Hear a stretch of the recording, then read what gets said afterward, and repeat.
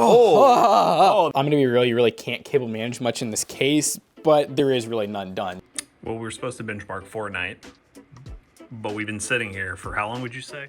Hey, how's it going, guys? Jack and Matt here with the Toaster Bros, and today we're taking a look at the absolutely worst rated PC at Walmart. And once again, it's ViperTech. We actually did this video about a year ago, and we got a ViperTech PC because it was the worst rated PC on Walmart.com. And today we have another one, and the reviews are kind of the same, so hopefully they're not as bad as the reviews say they are. And if that's the case, then you'll see in this video. But before we do that, we have to pay for this thing somehow. Let's hear a word from today's sponsor. Are you tired of your unactivated Windows install on your gaming PC? Well, today's video sponsor, GVG Mall, has you covered. GVG Mall is an online marketplace to gain access to really awesome discounted game keys and, more specifically, as we mentioned, Windows 10 licenses. It is incredibly easy to get your Windows 10 or 11 activation key from GVG Mall. Just use code TB20 to get a special discount, and then all you have to do is take that code, put it into Windows, and boom, you have an activated Windows copy. We have been working with GVG Mall for several years now, and we love the reliability of all the products they have to offer, so be sure to check the link in the description down below. Use code TB20 to save on your next purchase of a Windows key or other product from GVG Mall. So this gaming PC has under a 3-star rating. We paid 410 bucks for it, and it does not have the greatest specs on paper, but maybe there's something we're missing. Maybe we'll open it up and we'll be kind of impressed, but so far, 410 bucks for a PC that we don't even know the exact specs because they won't tell you in the description is not a great look. Yeah, we're gonna go ahead and open this thing up. The last time we got a ViperTech PC, we had the GPU basically come out of the socket. The PCI slot literally ripped out in shipping. So hopefully we have an intact PC this time and we don't have to like scrap something together to make this video work, but we won't know until we open it up, so let's do it. So ViperTech, you know, they're obviously not like an OEM. They're kind of like an aftermarket. I like this. Built by, date, activated. Yeah, yep, okay. So okay, it's just, all right. Yeah, those are some good initials, you know?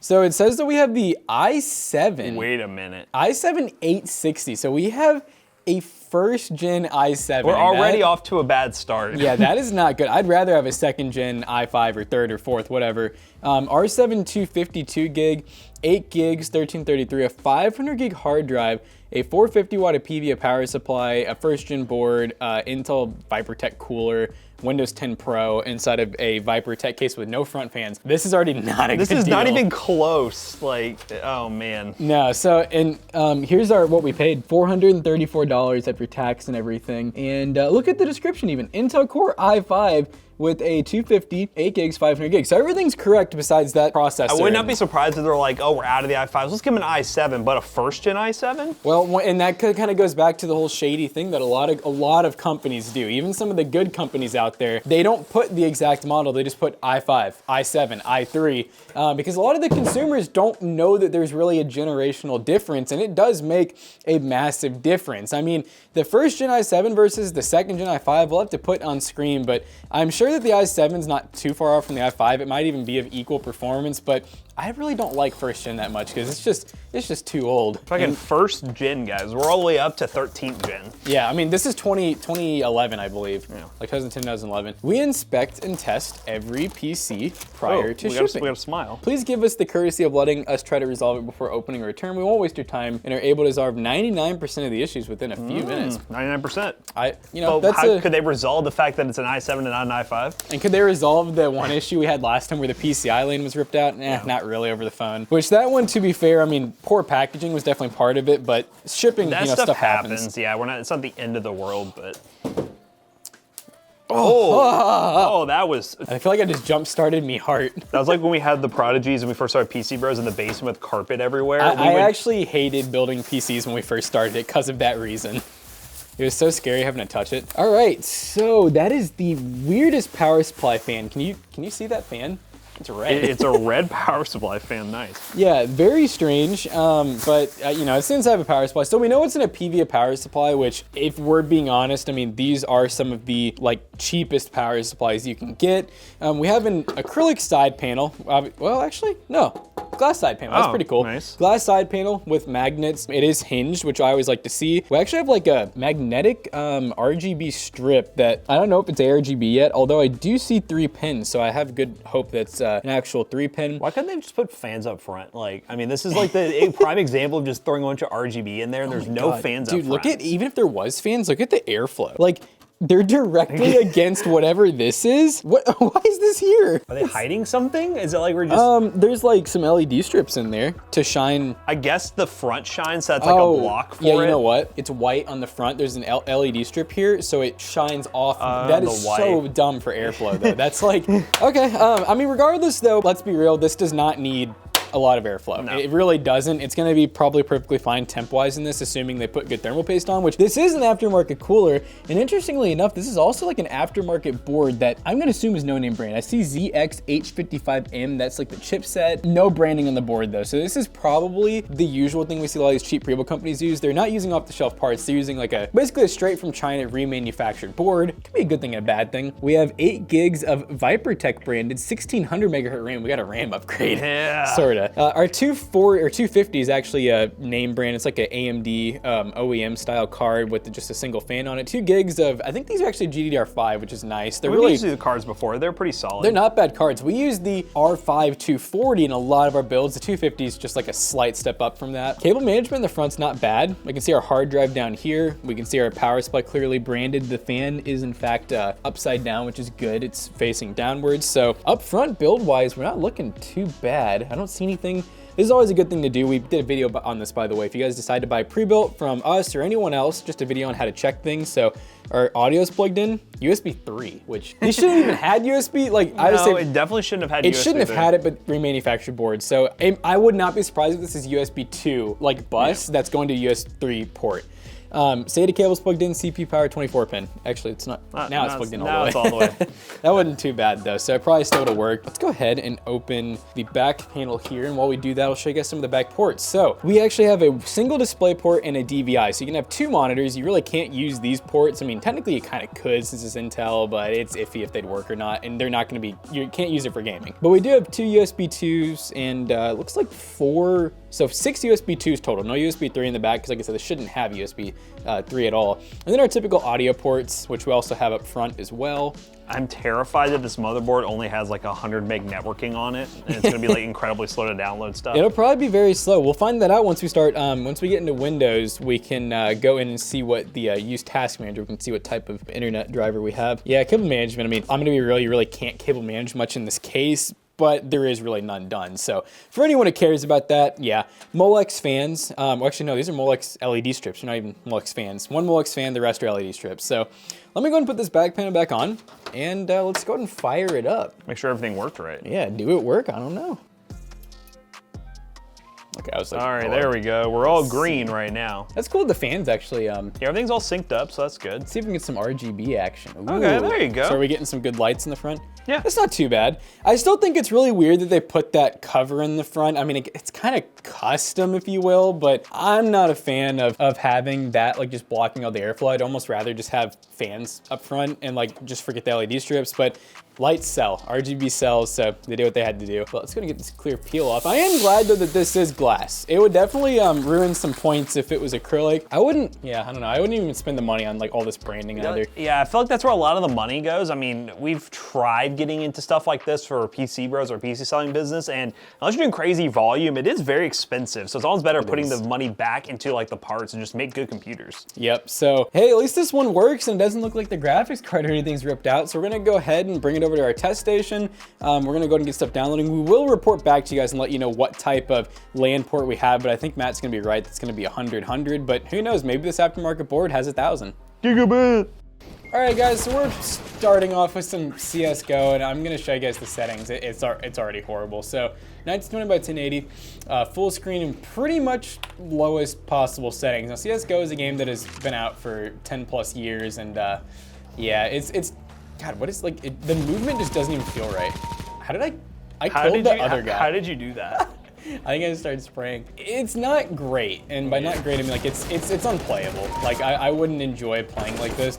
We could probably go down to 720p and actually get like a playable experience, but the problem is, at that point,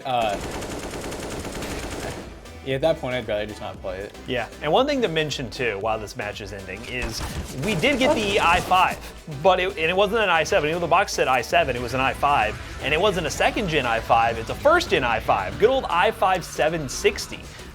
It's not ideal, and the pain train won in CSGO. There's also one other thing we want to point out, activate Windows. So that's another wonderful thing. That does happen, but on PCs like this, it's like every time. Like I don't think they even activate them. I think they just are like, yeah, you just get what you get, because I swear they're never activated. Yeah. So that's another thing that you do have to pay for now. But yeah, so CSGO, not great, as you can tell. And what we have up next is Fortnite, but I don't expect that to go very well either. But we're gonna give it a shot, and hopefully we'll redeem ourselves. 30 FPS in a dream. Easy. Oh. You can hit me. Oh. You can hit me. God dang it. Yup. No. Oh. Oh. You shot a gang member. Oh. Dude, people are crazy. Oh. Yup. Oh, no. You had a chance at the 3. I'm done. I just got killed by bot Vinny. But yeah, guys, so once again, the main issues we're already noticing. One, advertising is just wrong everywhere. It's all over the box place. says i7. We have non-activated Windows, which really sucks, because now we have to basically pay for that. And you know, there's probably something else that I'm missing. It sucks. Let's go to the next game. Yes. Well, we were supposed to benchmark Fortnite, but we've been sitting here for how long would you say? A solid 10 minutes. And we already crashed once, or couldn't connect to the server. Just giving you all a little context. When you see oh, wait a minute. Oh, is it happening? Oh my God. We've been successfully logged out of Fortnite. Thank you, Fortnite. Thank you, Fortnite, for doing this again. We've done this multiple times, Fortnite. Why are you like this? We are getting an error every time it launches that the driver's out of date, so maybe we should do that, but I really wish I didn't have to. We're in it. We're in it. This is it. That's what you expect. We're on performance settings, frame rate limit to 144. We're at 71% render scale. This is basically what it ended up giving me once I switched to performance settings, because it was gonna need it, and I'm hoping we can at least get a kill. And look at that. I never thought I'd see the day we were pretty much like bottlenecked by an i5. This like, is definitely it. This is the day. Oh, lordy. Wow. Oh, goodness. Oh, okay. All right. Oh. Never even hit That you. was an inside agent. Come get him while he's hot. Oh, I see somebody. Oh. Hey. Ooh-wee. Look at that bush. They're hiding in a bush. That is such a bot.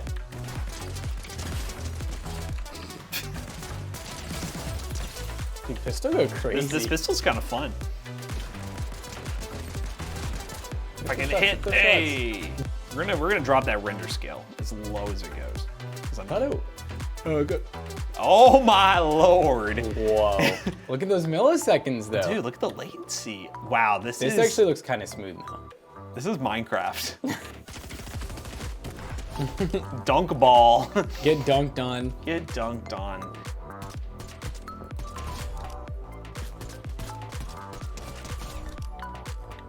Where'd that guy go? Oh man, whoa!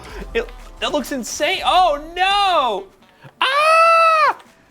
Oh man. But I am disappointed in this PC. I'm not disappointed my game ended. I'm disappointed in this PC. This is what it takes to run Fortnite as a playable experience, and I don't even know if I'd deem that playable. That guy shot me, I wouldn't even seen him. So this PC is what it is. We kind of knew what we were getting into, but it's not great. I understand why it's the worst rated, because there's a lot of people who complain about it not working, and I could see that happening with hardware like this. At least ours actually worked and showed up in one piece. We had to update the drivers, we had to update Windows, we had to do a lot of different things to make this work, and unfortunately, it's just not a good value.